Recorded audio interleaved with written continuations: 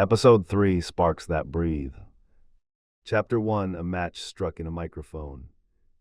The cafe had a stage the size of a good rug and a crowd that participated like weather, soft murmurs, occasional thunder. Lena came to listen, to rinse the week out of her head with other people's cadences. On stage, a poet compared heartbreak to a stubborn zipper. Someone else turned a bus transfer into theology. When the host invited one more brave voice, a man in a battered leather jacket stood, already smiling like he'd been dared. He introduced himself as Rafa Aries, he said later with a shrug that refused apology, then launched into a piece that was half story, half sprint. He talked about a bike crash at 14, the way blood looks expensive on asphalt, how fear is a cashier that counts too slowly. He made the room roar and then settle with a palm. Lena, who had signed up and then forgotten, found her name called anyway. 2 minutes, the host said, and spare us perfection. She walked up with nothing but nerve and a note in her phone that was really a shopping list. She riffed on donors who think naming a bench makes them immortal, on how art keeps receipts on us all, on the time she hung a show with a hammer from the kids' section because the adult hammers were on strike. They weren't. She just left them at home. She tagged a punchline with an eyebrow lift. Rafa laughed, full, delighted, no hedge. When she stepped off, he was waiting near the curtain, hand extended like a dare and a welcome. Coffee, he said. Is there an option C that involves motion? She countered. Night walk, he said instantly. I'll trade you stories for blocks. Outside, the air had edges. They moved fast without hurry, trading facts like cards. He restores old motorcycles and burns toast. She curates exhibitions and never burns anything except bridges when necessary. He admired the speed of her mind the way you admire a sharp skate on clear ice, audible and exact. She liked the way his courage showed up as warmth, not competition.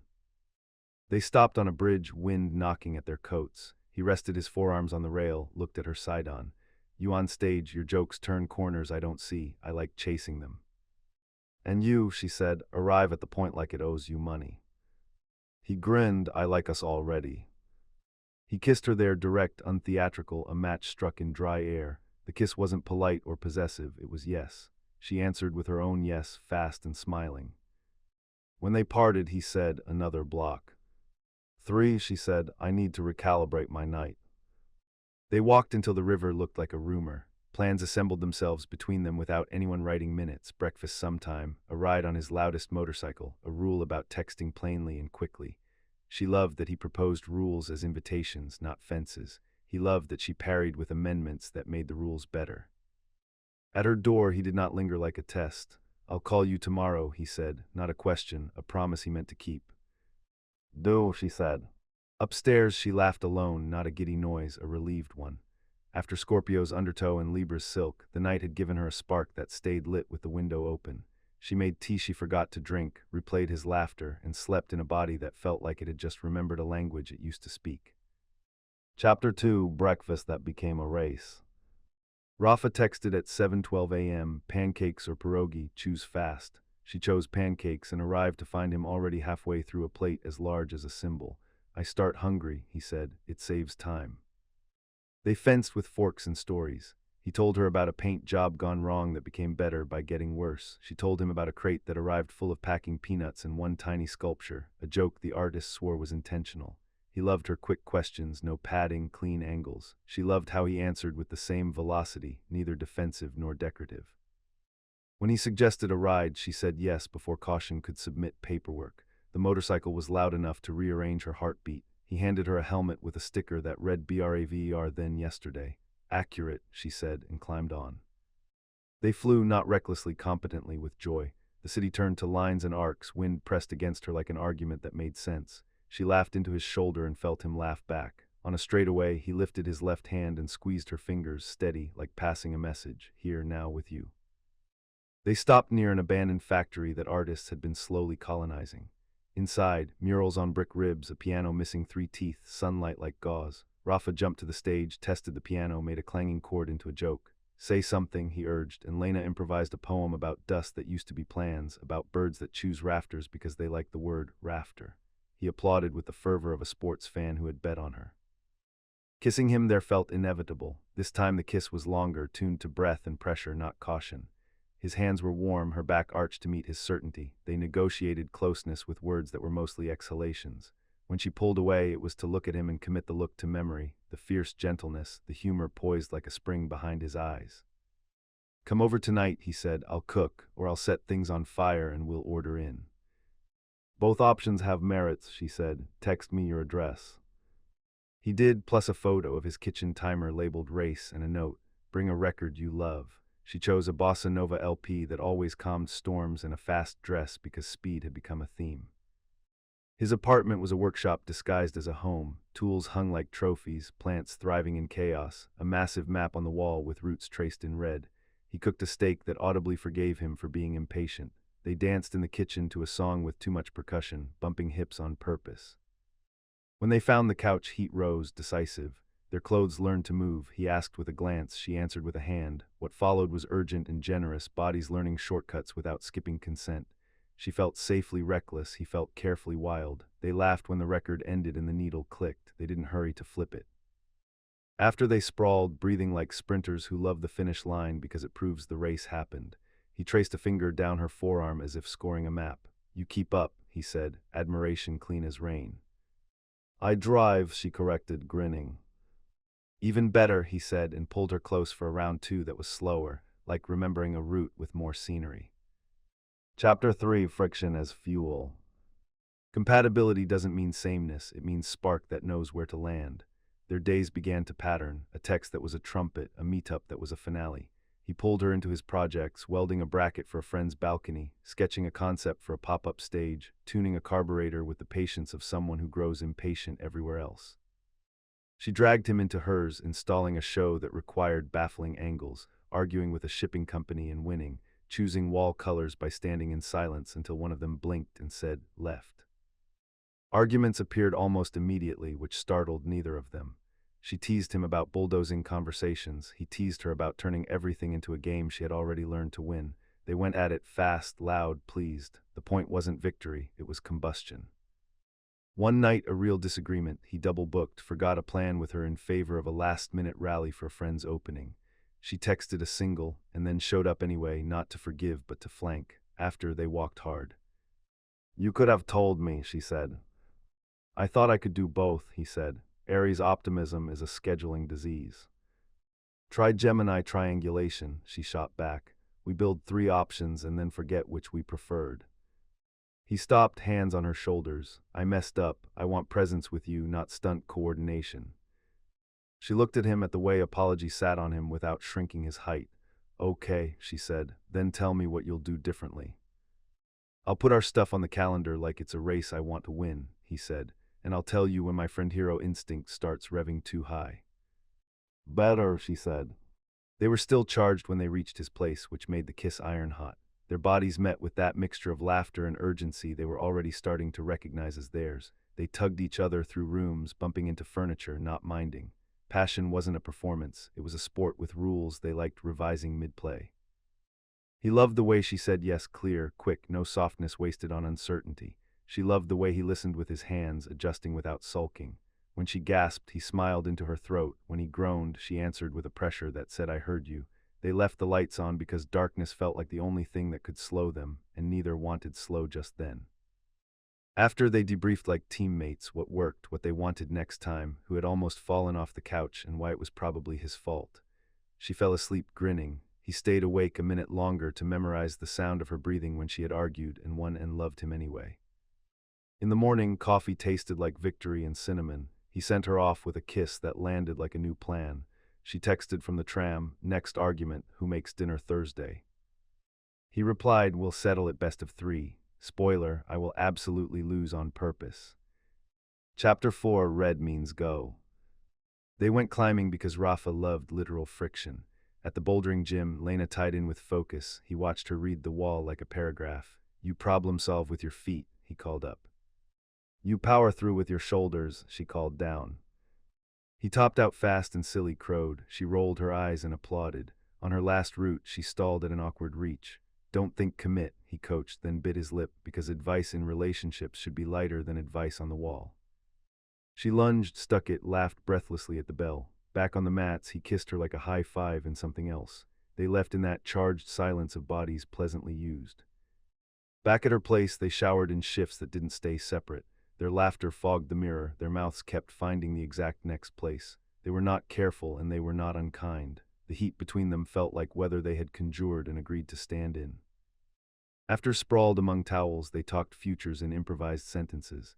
He wanted to open a co-op garage where speed met safety. She wanted to pull together a traveling show of artists who work with scavenged materials. He volunteered to drive the van. She said, "You'll drive it too fast." He said, "Only when required."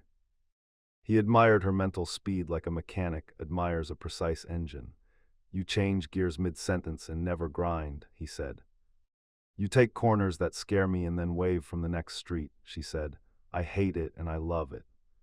They cooked together, reckless chopping, music too loud, a chili that forgot it was supposed to be gentle. They argued about whether cilantro tastes like soap. Sometimes, if your tongue is lying. The argument slid into kisses, the kisses slid into the counter tried and failed to file a complaint. Later in bed, they found a slow pace on purpose, a reverent tempo that acknowledged speed is sexier when you know how to stop. He asked in an undertone, she answered in a language made of breath and yes. The room shrank to a halo around the mattress. Everything was detailed without being explicit. The way he steadied her hip like holding a note, the way she arched to meet him with trust that felt like flight with a good pilot. They slept tangled. Twice they woke and reached for each other with sleepy accuracy. When morning finally insisted, they looked like a victory photo no one took. Over coffee, he said, "I like how you don't manage me." She took this in, surprised by how much it mattered. "I like how you don't need me to shrink," she said. He kissed her knuckles. "Red means go," he said, and she laughed because she understood. He loved caution as a challenge and her wildness as a color that belonged on the palette. Chapter 5: Fire Drills. Not all days burn the same way. A week arrived with errands and rain and a deadline that chewed Lena's patience. Rafa showed up with takeout and a refusal to be discouraged. "Fire drill," he announced, setting timers for work sprints and breaks that involved push-ups and terrible impressions of actors neither of them liked. They argued when he turned her phone face down. "I need to see if the registrar replies," she said. "You need 20 minutes of focus," he countered. "You are not my manager," she shot back. "I am your pit crew," he said, and the metaphor landed just right. She grinned despite herself. "Fine, 10 minutes. They did the sprints. She finished the text. He tightened a wobbly table and repaired a lamp for the sport of it. By evening the deadline had been appeased. The rain decided to be charming. They rewarded themselves with street food eaten standing up, sharing bites like negotiations. Back at his place, they lit candles because the power went out, not because they needed ambience. The outage from a transformer failure turned the block into a soft cavern. They sat on the floor with the window cracked and listened to wet tires and distant sirens. The city felt both giant and very close. In candlelight, Rafa looked more like a myth and less like a plan. Lena leaned into him, fingers threading his shirt. Heat rose, easy and quick. Their kisses were playful first, then precise. The lack of music made the small sounds louder, breath, a laugh, the rustle of fabric conceding. He lifted her like a question with a known answer. She wrapped her legs around certainty she didn't have to negotiate. They found a rhythm that was both sprint and endurance. Nothing explicit, everything clear. How he asked for more with a pause, how she gave it with a tilt, how she said his name like a decision that made other decisions easier. After they lay with their foreheads touching, the power returned in a grunt, the light stayed off. "Do you ever get tired of being brave?" she asked. "Only when I'm alone," he said. "With you, I get to be brave and stupid." She laughed. "That's my favorite combination." They talked about a road trip with bad snacks and better detours. He promised to teach her to change a tire with a stopwatch. She promised to teach him which galleries had sofas worth kissing on. When they finally slept, she dreamed of a racetrack where the checkered flag was a bedsheet and the winner was whoever laughed first. In the morning, he made eggs that respected the pan and kissed her with a confidence that made the day say yes. Chapter 6: The Fight That Flirted. They signed up for a team scavenger hunt because neither knew how to refuse dares. Mid-challenge, he sprinted ahead. She solved a clue he hadn't read. Both of them were right and wrong in ways that made victory inefficient. They bickered on a corner under a neon pharmacy sign. "You bulldoze," she said. "You detour," he said. "Because your route had a parade in it," she said. "Because your route favored scenic overlooks," he said. Silence, then laughter broke through like a kid who can't stand being grounded by his own seriousness. He pulled her in by the waistband. She poked his chest with 2 fingers. The argument had not dissolved. It had turned into heat. They didn't finish the hunt, they finished what the hunt had started. Back at her place, the door barely got closed. They kissed in a way that would have fogged glass if there had been any to fog. Hands were sure, knees were useful furniture. The hallway learned too much and promised not to tell. When they came up for air, she said, "We fight well." "We fight for," he corrected, "big difference." They debriefed in the afterglow, honest without cruelty. She told him how bulldozers flatten gardens. He told her how detours can feel like disappearing acts. They made small rules they liked better than compromises. Say pause when the other needs a breath. Announce when you're choosing speed over coordination. Agree that intent isn't immunity. He listened like he was learning a new course. She listened like she was adding a gear to a bike she already loved. That night, closeness was slower, curiosity leading, not victory laps. She traced the scar on his knee from the bike crash. He kissed the wrinkle near her left eye like a favorite page in a book. They moved with the confidence of people who trust they can argue tomorrow and still want breakfast together. Before sleep, he said, "I don't want to tame you." "Good," she said, "I make a terrible pet." "You make an excellent partner," he said, already half gone to dreams. She lay awake a minute longer, letting the words settle where they would take root. Managed had been a word that hovered over past loves like a label maker gone feral. Matched felt new. She smiled in the dark, then turned to steal his heat like a responsible thief. Chapter 7, Full Throttle Quiet. They escaped the city on a Saturday, chasing a road that argued with hills. He drove the motorcycle like a promise. She held on like a decision. At a lookout, they ate sandwiches that squished heroically. Wind bullied their hair, nobody minded. At a lake, they rented a boat with an engine that pretended to be confident. Out in the middle, he cut the motor. Silence arrived with weight. Water made its small conversations against the hull. They lay back, heads touching, staring at a sky busy with geese practicing formations. "Say something true you haven't said," he offered, remembering a night she had not liked with someone else who had demanded depth and given gloom. She thought, then chose, "I like speed because it outruns my worry, but with you I don't need the outrunning part as much." He exhaled, a sound like satisfaction's cousin. "I like winning because it quiets a voice that says I'm only as good as my last leap. With you, I like arriving." They let that sit. He reached over, laced their fingers, squeezed. She squeezed back. No audience, no aftermath, just sun on knees and the slow permission of water. Back at the cabin, a friend S, borrowed and simple, they cooked on a grill that had opinions. Heat rose in edible forms and others less metaphorical. Inside, the bed squeaked like it thought it was part of the conversation. They didn't disagree. Their lovemaking that night was equal parts fire and shelter. Nothing graphic, everything vivid. The way he steadied her when she climbed something she wanted to jump from. The way she pulled him closer when he tried to be careful and she wanted ferocity. The yesies trading places with laughter. The sudden quiet when both of them needed the room to hear it. After they lay in a sweat-sweet hush, passing a bottle of water like contraband, he said, "You're my favorite kind of trouble." "You're my favorite kind of solution," she said, then rolled her eyes at herself and admitted, "Fine, that was corny." "Keep it," he said, "we can be fast and earnest." They fell asleep with the window open to the complaint of crickets. Sometime near dawn, a fox barked like a toy in the wrong throat. He pulled her closer without waking. She smiled in sleep, matched and unafraid. Chapter 8, Choosing the Flame. Back in the city, life resumed its sprint. Deadlines, bolts, dinners, and a flat tire that became a date under a streetlight. Their rhythm held fights as sparks, not arson, sex as oxygen, not proof, play as glue. One evening he showed up with a helmet she hadn't seen, matte black with a small comet painted on the side. "For you," he said, "not because I need you safer, because I want you faster." She laughed, then went quiet. The gift wasn't a fence, it was a wing. "You see me," she said. "I see you better when you're moving," he said. "It's glorious." They celebrated with a night drive and noodles eaten on a curb. Later, at her place, she told him the thing she'd been testing silently for weeks.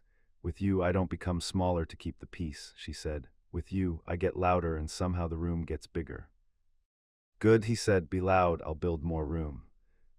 They argued that weekend about something dumb, paint color for a wall that wasn't theirs. It escalated, peaked in a laugh, and collapsed into kissing with paint chips stuck to elbows. She realized midway through the mess that the argument's heat didn't make her brace, it made her open. He argued like an athlete who assumes there's a next game, a next drill, a next shower together.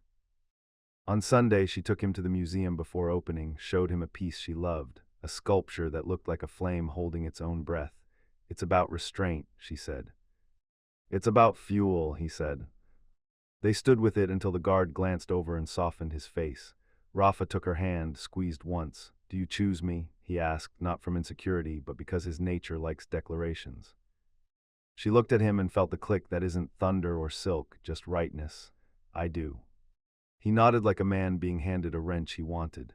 "Good," he said, and kissed her there, respectful of the art and not of much else.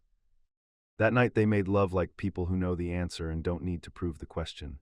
It was precise and wild, playful and reverent. When they slept, it was the deep sleep of bodies that have argued, raced, eaten, repaired, and decided. In the morning, she woke to his hand on her hip and the city already rummaging in the drawers of the day. She texted no one. She didn't need to narrate this to be sure of it. Matched not managed, sparks that breathe. She put on the new helmet, kissed him at the door, and took the stairs 2 at a time. Outside, the air smelled like plans that would absolutely happen. Like this video, subscribe, more stories like this are coming.